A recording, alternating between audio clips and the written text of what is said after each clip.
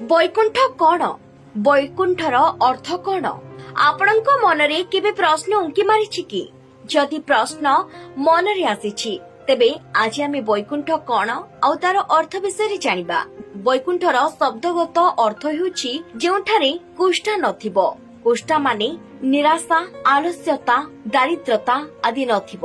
ଏହାର ଅର୍ଥ ହେଲା ବୈକୁଣ୍ଠ ଧାମ ଏପରି ଏକ ସ୍ଥାନ ଯେଉଁଠି କର୍ମହୀନତା ନଥାଏ। ଲୋକ କଥା ଅନୁସାରେ ମୃତ୍ୟୁ ପରେ ମନୁଷ୍ୟ ତାର କର୍ମ ଅନୁସାରେ ବୈକୁଣ୍ଠକୁ ଯାଏ, ନଚେତ୍ ନର୍କକୁ ଯାଏ। କିନ୍ତୁ ଏହା ବେଦରେ ନାହିଁ। ବେଦରେ ଖାଲି ମୋକ୍ଷ ପ୍ରାପ୍ତି ବିଷୟରେ ଅଛି। ଆଜି ଆମେ ଆପଣଙ୍କୁ କହିବୁ ବୈକୁଣ୍ଠ ଧାମ କେଉଁଠି। କୈଳାସରେ ଭଗବାନ ଶିବ ବସନ୍ତି, ବ୍ରହ୍ମଲୋକରେ ବ୍ରହ୍ମଦେବ ବସନ୍ତି। ସେହିପରି ଭଗବାନ ବିଷ୍ଣୁଙ୍କର ନିବାସ ବୈକୁଣ୍ଠରେ ବୋଲି କୁହାଯାଇଛି। ବୈକୁଣ୍ଠକୁ 3 ଜାଗାରେ ଅଛି ବୋଲି କୁହାଯାଇଛି।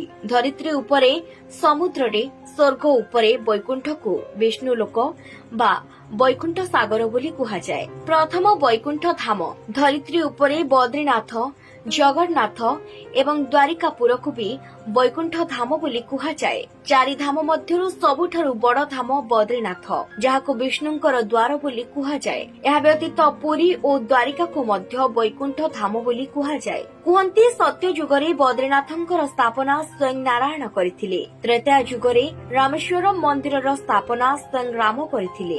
ଦ୍ୱାପର ଯୁଗରେ ଦ୍ୱାରିକାର ସ୍ଥାପନା ନିଜେ ଶ୍ରୀକୃଷ୍ଣ କରିଥିଲେ। କଳି ଯୁଗରେ ଜଗନ୍ନାଥ ଧାମକୁ ହିଁ ବୈକୁଣ୍ଠ ବୋଲି କୁହାଯାଏ। ହିନ୍ଦୁ ଧର୍ମ ଅନୁସାରେ ସ୍ୱୟଂ ନାରାୟଣ ରହୁଥିବା ବଦ୍ରୀନାଥ ଧାମକୁ ହିଁ ବୈକୁଣ୍ଠ କୁହାଯାଏ।